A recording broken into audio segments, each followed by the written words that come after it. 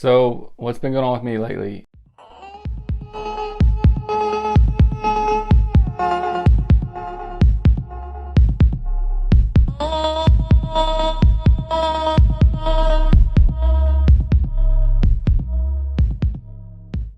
What's been going on with me lately? Last weekend we had an ASA qualifier here in Oklahoma.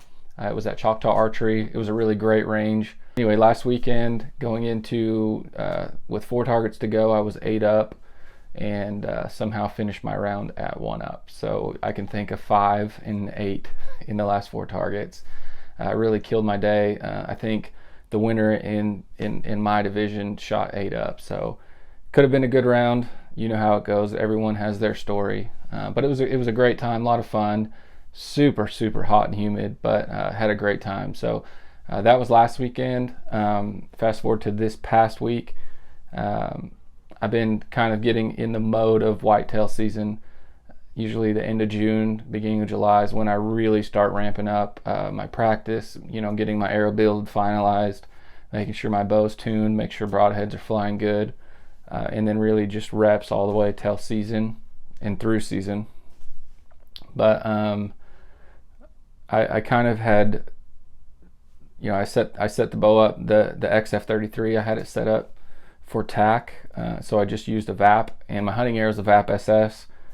Shot my one of my arrows through paper and had a right tear, so I went ahead and was going to shim it just like I normally would, put it in the press, everything was fine, broke the bow down, shimmed the cams, and put the bow back in the press, and from relaxed back to under load, and got one cable on, and I heard the bow just kind of slam down on me, and I looked and realized that basically the limbs had slipped off the fingers on the last chance press right there, and the big cam is really the only thing that was holding the tension on the bow, and I didn't know what to do. I'd never had that happen before, so with just one cable on, I couldn't put more, I couldn't get my string on or the other cable because the limbs, the cams were jammed against the base of the press, so I couldn't add more, so I ended up having to just take off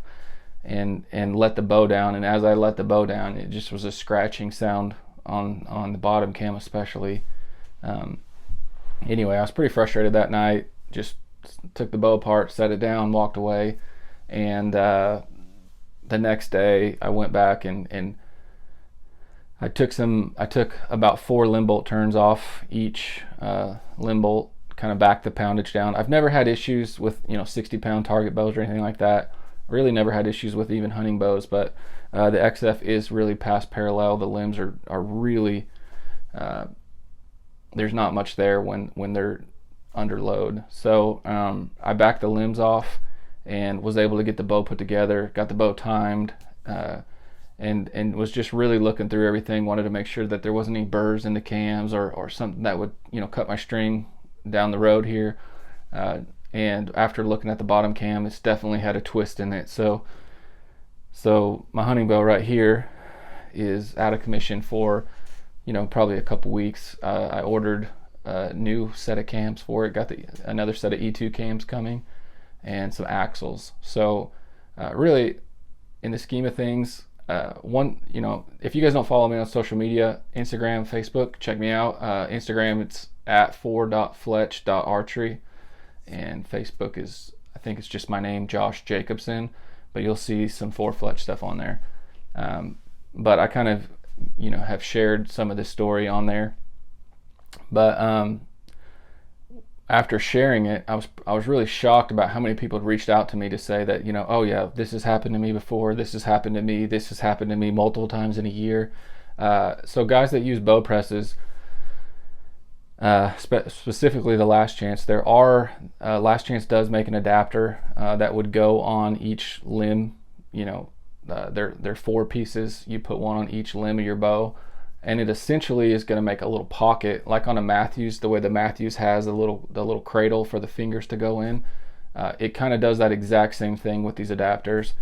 They're expensive. They're like $140, but that's what Last Chance recommended to me to get, so I'm probably going to get some of those in the future. So hopefully in the future I can give some more insight on, hey, this is what you do to prevent what happened to me to happen to you. So if you guys have had a bow come out of the press, let me know in the comments. I'd love to hear about it. I think in archery, I don't think there's enough. I don't think people talk about that enough. I mean, I'm still, like I said, I'm new to working on my bows. I mean, I can comfortably take a bow and build it and get it to shoot bullet holes. Obviously, I pretty much I shoot PSEs, and I've found those to be super easy to tune and work on.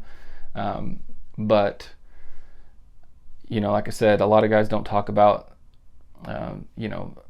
bows coming out of the press. I think I saw a Josh Bomar video a year or two ago, but he was shooting mega poundage, 80 plus pounds. So I think I wasn't all that surprised when I heard it, but I hadn't heard of anyone else talking about it. So kind of rambling, but that's something I'm going through. Hopefully I'll be able to make a video showing you guys the adapters once I get those, and then I'll get the hunting bow together. I found out this past week I'm gonna be shooting for tack vanes this year. Super excited about that. I just started shooting tack vanes this year, and I really like how stiff they are. I love how they fly.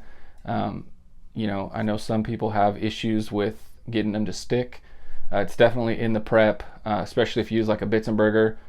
You've got to get it. You've got to get the jig adjusted so that the vane sits perfectly in the middle of the shaft, and then you've got to press really hard. But if you do those things, super. I don't have any problems with them.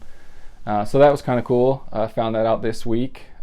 Really appreciate. I'm excited about it, I guess. And other than that, really, my 3D season kind of winds down for me. I mean, we have a state shoot in July. It's kind of in the northeast part of the state. I work on the weekend, so I doubt I'm probably going to make that one. I really am probably just going to be focusing on hunting season and shooting some indoor rounds when I can. I really do. When I think about my 3D game and even hunting, just being an archer in general, my goal is really to be, I think for a long time I've been okay with shooting at a 3D deer target and putting a group together the size of my fist or my hand and saying, oh, that's kill shot. Lungs are this big, and I really am striving for accuracy. And I know when I shoot, especially in a known class, my shooting is still a hindrance. It's not, I couldn't just go to an unknown because I can't hit where I'm aiming every time. And I'm hoping through building a shot routine for indoor and really learning how to make the bow shoot and be accurate and consistent for 30 straight arrows. I really think that that's going to benefit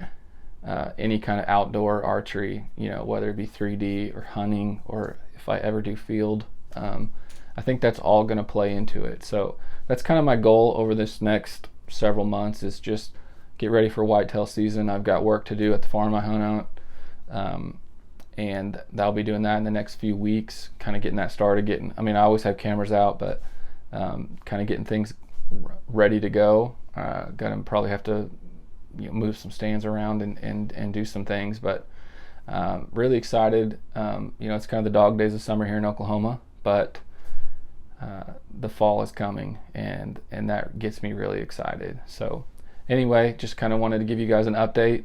I appreciate everyone that's commented. I definitely got a lot of comments around the torque tuning video, whether you could move the rest or the sight. Obviously you can do either. So anyway, appreciate all of you guys. If you don't follow me on socials, definitely look me up, and appreciate you guys so much. If you don't subscribe, go ahead and subscribe. It helps us out. I hope you guys have a great evening. Thanks.